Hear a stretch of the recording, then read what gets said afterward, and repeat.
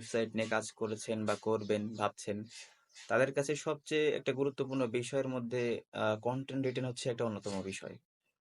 তো বর্তমানে গুগলের বিভিন্ন আপডেটের কারণে হিউম্যান জেনারেটেড যে কনটেন্ট গুলো রয়েছে, সেগুলো ব্যবহার করলে আপনার ওয়েবসাইট থেকে অ্যাপ্রুভ পাওয়া যাচ্ছে না বা বিভিন্ন সমস্যার সম্মুখীন হতে হচ্ছে।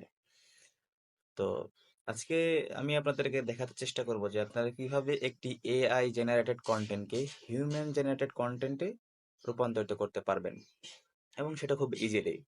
জাস্ট কয়েকটা স্টেপ ফলো করতে হবে।